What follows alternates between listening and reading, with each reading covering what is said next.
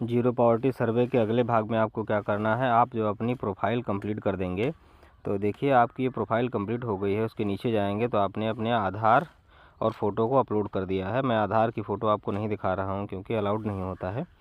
तो ये करने के बाद आप अगले ऑप्शन पे जाएंगे, इसमें शासनादेश पे क्लिक करेंगे। शासनादेश आप पूरा पढ़ लेंगे। शासनादेश पढ़ने के बाद ये पूरा नीचे तक का पढ़ लेंगे और पढ़ने के बाद नीचे तक जाएंगे। इसको पूरा शासनादेश हम रीड कर चुके हैं, यानी ये स्टेप हमने कंप्लीट कर लिया है। अगले स्टेप में आपको क्या करना है, शासनादेश के महत्वपूर्ण भाग के स्नैपशॉट या स्नैपशॉट जो है देखने हैं, उनको आगे पे क्लिक करते रहना है। आपको देखने के लिए पढ़ते जाना है और आगे आगे पे क्लिक करते जाना है। ऐसे ही जैसे आप आगे बढ़ते चले जाएंगे आपका ये भी टास्क कंप्लीट हो जाएगा। 7 नंबर तक इसके अंतिम टास्क हैं। कंप्लीट करके धन्यवाद यहाँ तक आ जाएंगे, तब फिर से वापस पे क्लिक कर देंगे। फिर अगले स्टेप पे जाएंगे फंक्शनल गाइडलाइन। फंक्शनल गाइडलाइन में भी आपको सेम यही करना है। ये पूरा ऊपर का डिटेल्स जो है पढ़ते जाना है और आगे पे क्लिक करते जाना है। पढ़ के आगे पे क्लिक करते जाना है, पूरा पढ़ते जाना है और आगे पे क्लिक करते जाना है। फिर यहाँ चेक बॉक्स पे क्लिक करना है और वैसे ही आप बाहर आ जाएंगे। जब आप बाहर आ जाएंगे तो आपको ग्राम पंचायत जनरेट रिपोर्ट यहाँ पे मिलेगी, जो ग्राम पंचायत के द्वारा रिपोर्ट जनरेट की गई है। यहाँ पे कुछ चीज़ें दिखाई दे रही हैं। आपके यहाँ से कितनी दूरी है, आप वहाँ पे दूरी चयन कर देंगे। जैसे आपके यहाँ से मात्र 0 से 5 किलोमीटर की दूरी आपके यहाँ से ग्राम पंचायत और ब्लॉक मुख्यालय से कितनी दूरी है, ग्राम पंचायत जिला ब्लॉक मुख्यालय से कितनी दूरी है, तो यहाँ पे ये क्लिक कर देंगे। ग्राम पंचायत से ब्लॉक के या शहर की कितनी दूरी है, अच्छी है, सड़क कैसी है, ये यहाँ पे टिक कर देंगे। ठीक है, और यहाँ पे उसका स्नैपशॉट भी लिया जा सकता है, लेकिन इसमें ऑप्शन नहीं दिया है, कोई बात नहीं है। जैसे भी है वहाँ पे वैसा टिक कर देंगे। अच्छी सड़क है तो इसके लिए ऐसा टिक कर देंगे।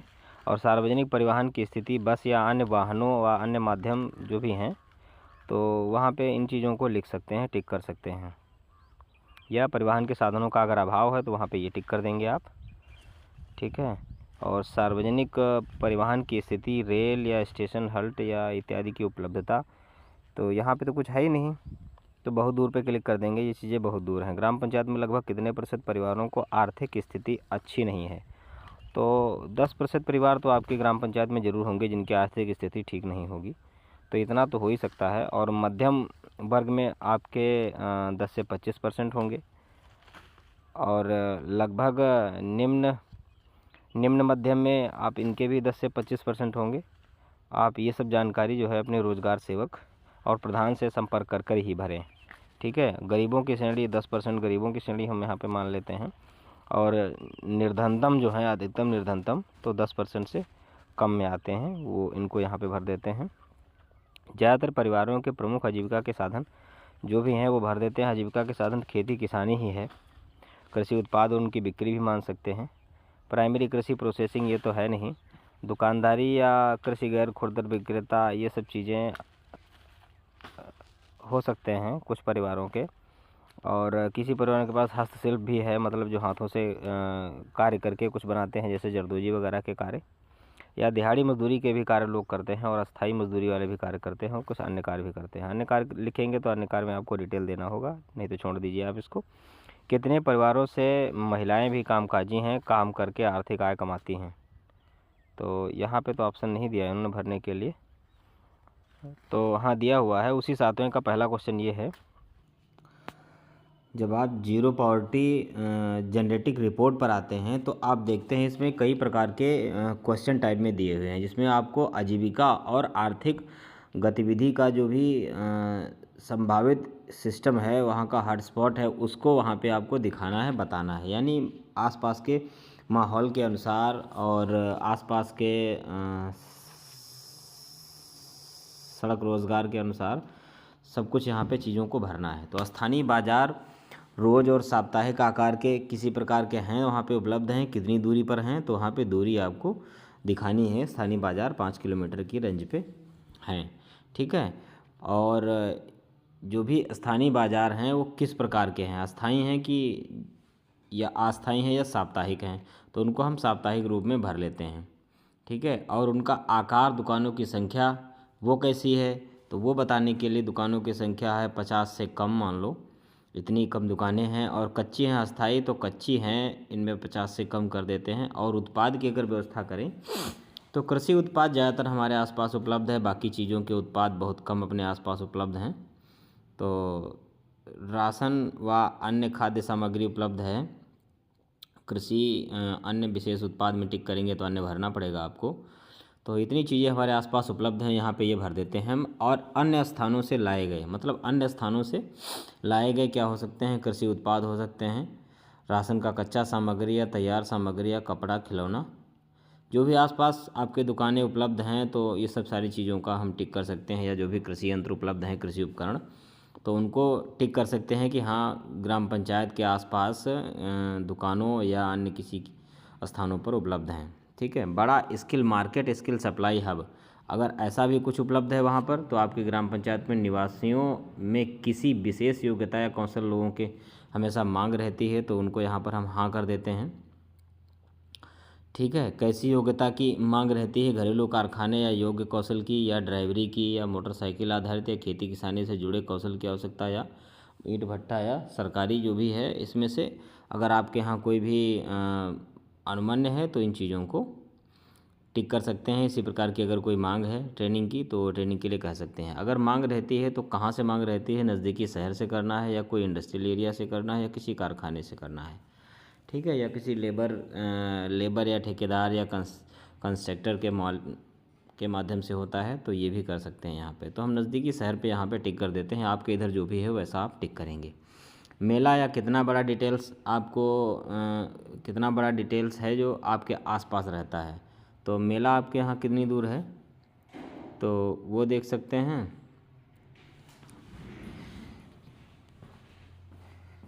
तो इसमें मेला के लिए मैंने यहाँ पे टिक कर दिया है। मेला आपके यहाँ से कितनी दूर है, तो 5 किलोमीटर है, या ज़्यादा दूर है तो उसको हम 5 से 10 किलोमीटर पर क्लिक करते हैं। मेला कितनी बार लगता है, हर 3 महीने में लगता है या हर 6 महीने में लगता है। कितने दिन चलने वाला है, 2 से 3 दिन चलने वाला है, कभी 1 सप्ताह है, 10 दिन चलने वाला मेला लगता है। कितना बड़ा लगता है, लगभग 200 दुकानें तक मान लेते हैं। कुल कितने लोग आते हैं वहाँ पे, तो 20 से 50 हज़ार लोग मेले में ज़रूर आ जाते हैं कई दिनों के हिसाब से। 10-12 दिन का अगर मेला लगता है तो इतने लोग तो ज़रूर आ जाते होंगे। कृषि मंडी व कृषि उत्पाद प्रोसेसिंग के कार्य हैं, नहीं हैं। ठीक है। कृषि पोस्ट ऑफिस व अन्य बैंक, पोस्ट ऑफिस व अन्य सेवा ऑफिस वहाँ पे हैं, नहीं है। पोस्ट ऑफिस है, नहीं है। अन्य कोई सेवा केंद्र या ऑफिस, नहीं है। विख्यात मंदिर या धार्मिक स्थल है जहाँ भीड़ लगती हो, नहीं है। बस स्टेशन या रेलवे स्टेशन ऐसा कुछ है, नहीं है। राष्ट्रीय राजमार्ग पर स्थित है, नहीं है। नदी का किनारा बड़े जलाशय के निकट है, हाँ है, नदी का किनारा है आपके पास पड़ोस में। जंगल वन के मध्य के किनारे है, तो ये नहीं है। ठीक है। अगर कुछ अन्य है तो इसमें स्पष्ट करें, सीधी सी बात है, नहीं है। यहाँ पे हम नहीं भर के सेव पे क्लिक कर देते हैं।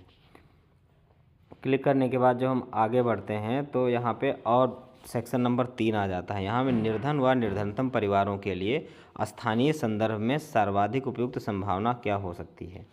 इन प्रकारों से संबंधित आपको भरना है कि कौशल विकास व स्किल आधारित प्रशिक्षण, आप स्किल स्थानीय में उपयोगी है, तो यहाँ पे आप स्थानीय तौर पे लोगों की मांग है, कुशलता की मांग है। यहाँ भी लोगों की कुशलता की कमी है, वो रोज़गार प्राप्त नहीं कर पाए हैं, तो कुशलता की मांग है।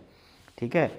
और इसमें भी आप क्वेश्चन नंबर 3 में भी निरुद्यमान आजीविका को अगले स्तर पर ले जाना चाहते हैं, तो फाइनेंसिंग मदद, बिजनेस डेवलपमेंट, हस्तक्षेप, ये सब चीज़ें अगर मांग आपके यहाँ है, वित्तीय मदद चाहिए, तो इनको आप हाँ कर देते हैं। मार्केट लिंकेज की आपको आवश्यकता है, आजीविका की संभावना है, तो बाजार के साथ संपर्क सूत्र स्थापित करवा देना, या गाँव में उपज एकत्रीकरण या ज़रूरत के हिसाब से आपूर्ति किया जा सके। तो इस हिसाब से सारी चीज़ें यहाँ पे दी हुई हैं, आप इनको टिक कर सकते हैं। क्वेश्चन नंबर 5, निर्धन परिवारों में आय उपार्जन बढ़ाने के लिए और कौन से उपाय किया जाना उचित है। महिलाओं को प्रेरित करना, आजीविका के लायक बनाना, या अगली पीढ़ी के किशोर युवा को ह्यूमन कैपिटल का निर्माण करवाना, सभी को प्राथमिकता बुनियादी वन टाइम सुविधाओं का आच्छादित करना, या शौचालय, बिजली, पेयजल कनेक्शन, गैस वगैरह सारी चीज़ें उपलब्ध कराना। ठीक है। ये सारे ऑप्शन टिक कर सकते हैं। फिर यहाँ पे सेव कर देंगे। इसको सेव करने के बाद जैसे ही हम आगे बढ़ते हैं तो ये जो हमारा निर्धनतम परिवारों का जो वो ऑप्शन था वो हमारा ऑप्शन कंप्लीट हो गया है।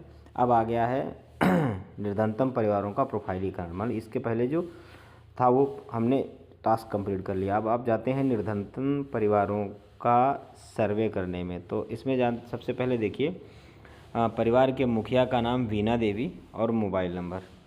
तो इसको किसी और आपकी ग्राम पंचायत के कैंडिडेट के द्वारा सर्वे किया गया है, जो आपकी टीम बनी है जीरो पॉवर्टी सर्वे की। तो यहाँ पे आपको सिर्फ अपना व्यू देना है, मतलब अपना अभिमत देना है कि हाँ ये फार्म ठीक है, ये ठीक है, कंप्लीट है, नहीं कंप्लीट है। तो यहाँ पे आपको सिर्फ अपना अभिमत देना है। अभिमत देने में ये देख लीजिए पहले इनकी पूरी प्रोफाइल। ये इनके घर का फ़ोटो है जिसमें ये इनके बच्चे के साथ इनका परिवार का फ़ोटो है। ये इनके घर का फ़ोटो है। ये गरीबी स्थिति के लोगों का फ़ोटो है। तो यहाँ पे सिर्फ आपको अपना अभिमत देना है और कुछ नहीं। ये फाइल भरी जा चुकी है, ठीक है। यहाँ पे सब कुछ देखो अपने हिसाब से जो भी भरा हुआ है पहले से भरा हुआ है। इसमें आप अभी तो मॉडिफिकेशन करने का तो कोई ऑप्शन नहीं दिया है, लेकिन सिर्फ आप इसमें अभिमत दे सकते हैं, ठीक है। इसको हमने बहुत बड़ा फार्म टाइप का भरा गया है, इसको हमने खोला है तो देखो बहुत बड़ा फार्म है यहाँ पे। तो भरी हुई है इनके आय के बारे में पूरा विवरण है, जो भी इनकी आय, मासिक आय है, इनकी आय, नियमित आय है, जो भी है, खेती बाड़ी का इनका विवरण कैसा है, दुकानदारी क्या है, दुकान पे क्या काम करते हैं, ये सब सारी चीज़ें इसमें दी हुई हैं।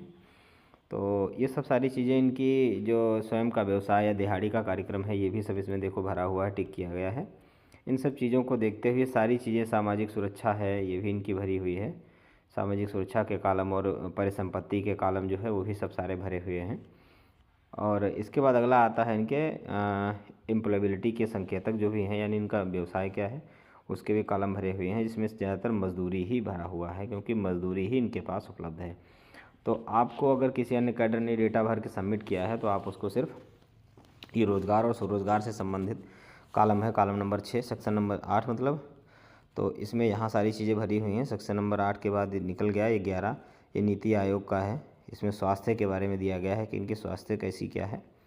तो ये सब सारी चीज़ें टिक की जाती हैं। टिक करने के बाद यहाँ पे आपको अपना अभिमत प्रकट करना है, ठीक है। सिर्फ आप अपना अभिमत प्रकट करें पे क्लिक करें। क्लिक करने के बाद लिखा गया है कि प्रदर्शित किए गए निर्धनतम परिवार के अपना अभिमत प्रकट करें। इनका नाम है, कैंडिडेट का नाम है वीना देवी, जो निर्धनतम परिवार से हैं। इसमें लिखा है प्रदर्शित किए गए निर्धनतम परिवार को अपना अभिमत प्रकट करें। इसको अभिमत प्रकट करेंगे तो उस परिवार को लाभ पाने की कंडीशंस बढ़ जाती हैं, ठीक है। यहाँ पे आप लोगों को उसका अभिमत करके इसको सेव कर देना है। यानी अभिमत देने में आपको कुछ करना ही नहीं है, सबसे नीचे जा करके उसको सेव कर देना है और कोई भी आगे कंडीशंस में अप्लाई नहीं करनी है। जब आप इसको सेव कर देते हैं तो आगे की तरफ बढ़ जाता है। बढ़ जाने के बाद यहाँ पे वेरीफाइड लिख करके आ जाता है।